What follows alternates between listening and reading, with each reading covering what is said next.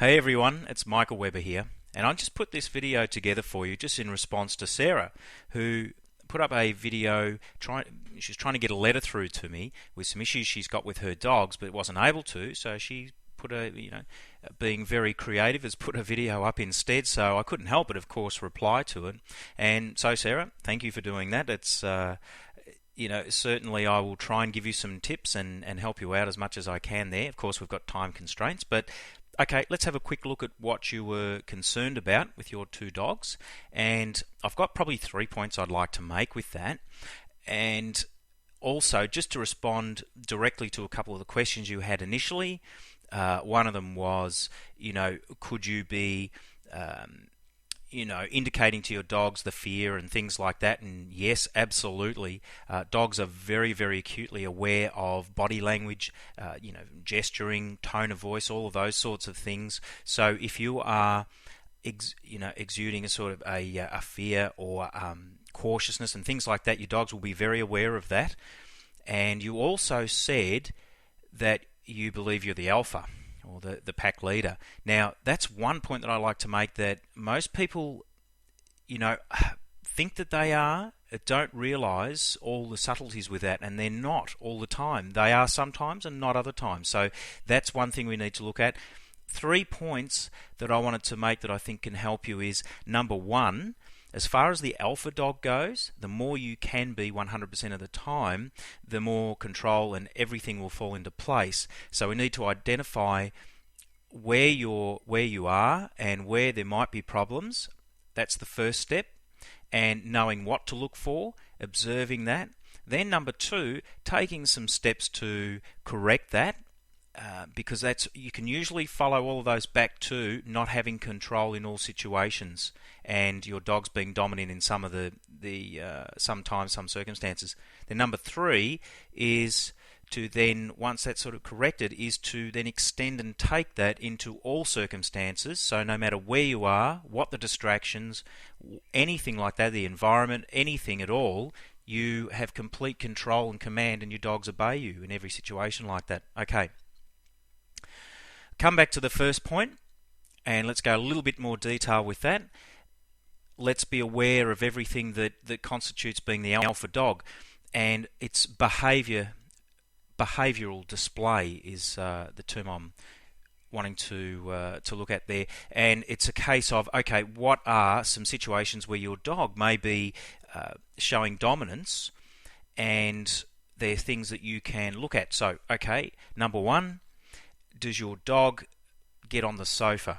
Does your dog get on the favourite chair? Does your dog come in the bedroom? Does it get on the bed? Things like does it try and get through the door first? Out the gate first? Any of those sorts of, have you got stairs, down the stairs first? Any of those types of things, they're all assuming a dominant position.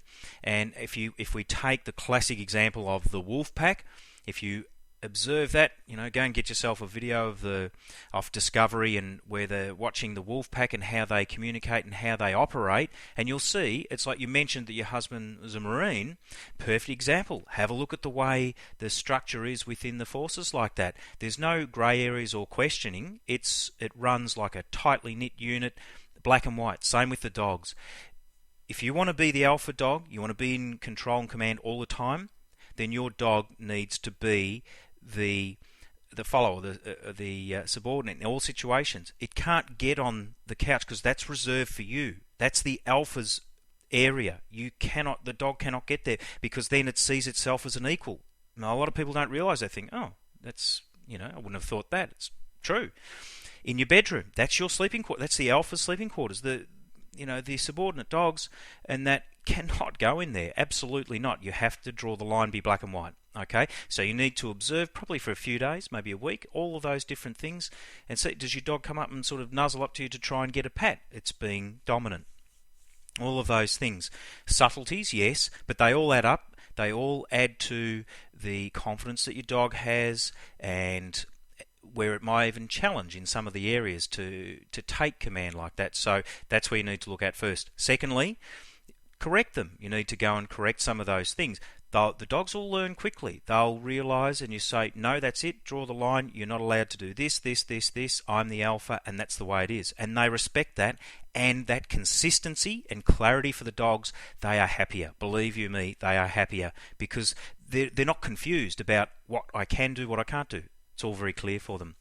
And then number 3, you need to be able to extend that and take that to, like, obviously, firstly in a familiar environment at home, like you would do, and maintain that order and control and consistently over a bit of time at home, and introduce a little bit of a distraction. Friends come around with kids, whatever the case may be, and then you have that same consistency no matter what's happening around in the familiar environment, and then you take that to a really distracting environment like down the park with other dogs and things, and you were talking about that, socially interacting. And this is where, when you've got that complete command and your dogs are looking to you and will follow your every lead, when you act with confidence and assurity with other kids, people, dogs, what have you, like that, your dogs will follow your lead. So that's where you need to establish that first. That comes down to the very, very core fundamental, where you establish that first and maintain consistency, and your dogs will then, it will be a specific pattern. They will follow that all the time, because there's no confusion. They're not sure what to do here or there. They know exactly what to do.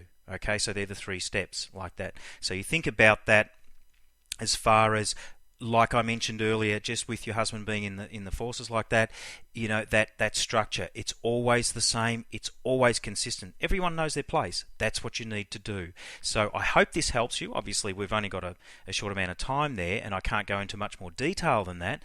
But I think that if you apply those, and if you put the effort in, you'll certainly reap the rewards. So thank you again, Sarah, for sending in that video, and keep in touch, absolutely, and I hope this helps other people. Bye for now.